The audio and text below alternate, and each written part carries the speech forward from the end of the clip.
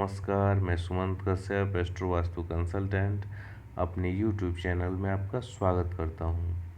आज की इस वीडियो में हम ज्योतिष के एक ऐसे सूत्र के बारे में बात करेंगे जिसके कुंडली में होने से जातक का लेट मैरिज होता है। लेट मैरिज से आप ऐसे समझेंगे कि यदि आपके परिवार में या आप जिस जगह से जिस परिवेश से आते हैं वहाँ 20, 22, 24 साल की उम्र में यदि शादियाँ मैक्सिमम लोगों की हो जाती है तो वैसी स्थिति में 28 और 30 साल की उम्र में आपकी शादी होना भी लेट मैरिज ही होगा। बहुत से ऐसे फैमिली हैं जहाँ 30 साल की उम्र, 32 साल की उम्र में शादी होती है, तो इस स्थिति में वहाँ 40 साल की उम्र तक जाना लेट मैरिज में आएगा। बहुत से ऐसे परिवार हैं जहाँ लड़कियों की शादी 18, 20, 21 में कर दी जाती है, तो वैसी स्थिति में 25 साल की उम्र में भी शादी होना उनके लिए लेट मैरिज ही होगा। तो ये आपको अपने विवेक से निर्णय लेना है कि लेट मैरिज आप किसे समझेंगे। आइए हम यहाँ उस सूत्र पे चर्चा करते हैं। मैं आपको सूत्र के बारे में बताऊं इसके पहले मैं आपको बता दूं, मेरा व्हाट्सअप नंबर है 99555792। 22 अक्टूबर से हमारा प्रेडिक्टिव एस्ट्रोलॉजी का वर्कशॉप शुरू हो रहा है, जिसमें आपको कुंडली विश्लेषण करने के साथ साथ ग्रह दोषों के उपाय को बताना भी सिखाया जाएगा। इसमें मैं आपको केपी को बेस रखते हुए, यानी केपी एस्ट्रोलॉजी ही बेस है, लेकिन साथ ही ज्योतिष की अन्य 2-3 पद्धतियों को मैंने इसमें जोड़ा है, जिससे आपको और क्लैरिटी मिलेगी, जिसमें एक वैदिक ज्योतिष भी प्रमुख भूमिका में है। और ये जो सूत्र मैं आपको बताने जा रहा हूँ, इसमें आप वैदिक और केपी दोनों के अद्भुत मेल को देखेंगे, जिससे आपको समझने में आसानी होगी। एडवांस एस्ट्रो वास्तु का कोर्स भी यदि आप करना चाहते हैं तो 1 to 1 है, आप जब चाहें ज्वाइन कर सकते हैं। मैं अपने सभी कोर्सेज़ का जो क्लासरूम वीडियो होता है उसका लिंक भी पार्टिसिपेंट्स को देता हूं, जिससे आप बाद में जब चाहें जितनी बार चाहें देख सकते हैं, आपको कोई समस्या नहीं हो। यदि आपको डिस्कस करना है तो फिर आप उस वीडियो को देखने के बाद भी कर सकते हैं। तो यदि आपको ज्वाइन करना है तो मेरे व्हाट्सएप नंबर पे कांटेक्ट कर सकते हैं। इस वीडियो के डिस्क्रिप्शन में आपको कोर्स से रिलेटेड सभी जानकारी मिल जाएगी। आइए शुरू करते हैं। यदि आपकी कुंडली के पहले भाव, तीसरे भाव, 5वें भाव, 7वें भाव और 10वें भाव में शनि है तो विवाह में लेट होगा। पहला नियम आप समझिए।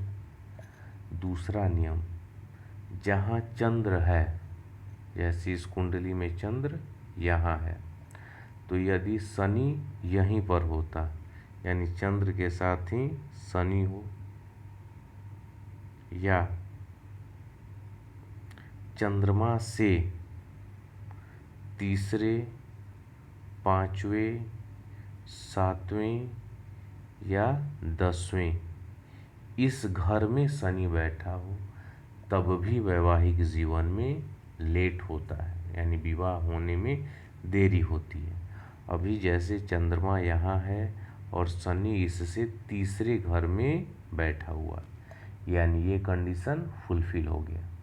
तो ये आपने पढ़ा वैदिक का, लेकिन इसको हम और स्टैंडर्ड लेवल पे ले जाएंगे, जहाँ प्रेडिक्शन और आपका सटीक होगा, क्योंकि मैं यहाँ 5 भावों को बता रहा हूँ और ऐसी पॉसिबिलिटी है कि बहुत सी ऐसी कुंडलियाँ आपको मिल जाएंगी जिसमें शनि इन 5 भावों में हो सकता है, या चंद्रमा से, चंद्रमा के साथ में, या इससे जो 5 भाव हैं उनमें भी हो सकता है।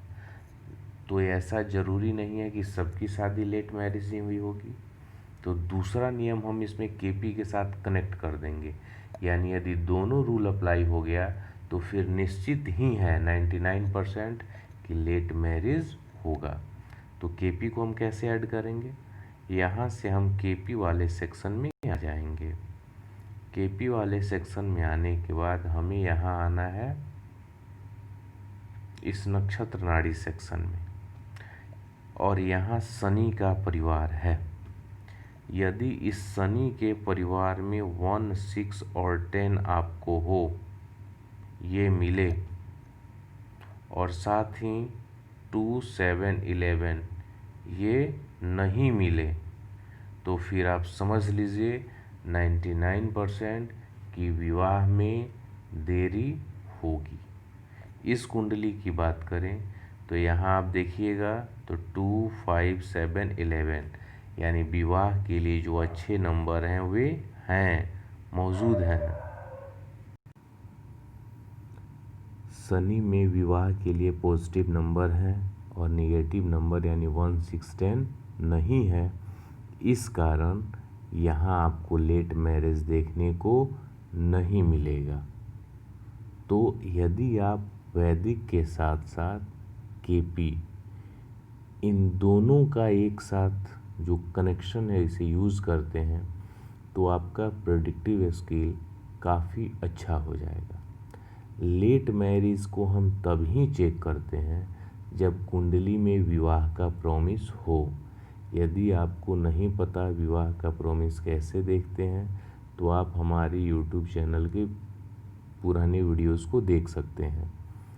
यदि कुंडली में 7वें भाव के हम सबलॉर्ड से देखते हैं, मैरिज का प्रॉमिस हो रहा हो यानी प्रॉमिस है, ये क्लियर हो गया, तब हम देखते हैं कि लेट मैरिज का योग है या नहीं।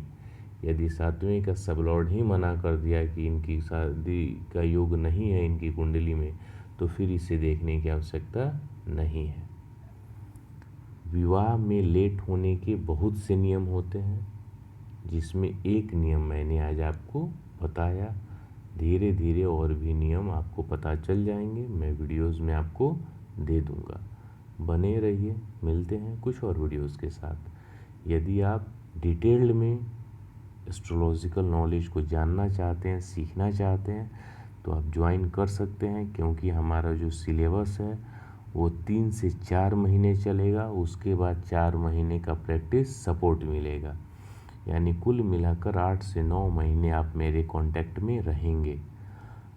बहुत से लोग ज्योतिष सिखाते हैं लेकिन वे प्रैक्टिस सपोर्ट नहीं देते हैं, और बिना प्रैक्टिस सपोर्ट के आप उस कॉन्फिडेंस को बिल्ड नहीं कर पाएंगे जो एक एस्ट्रोलॉजर के लिए आवश्यक है। बने रहिए, मिलते हैं कुछ और वीडियोस के साथ।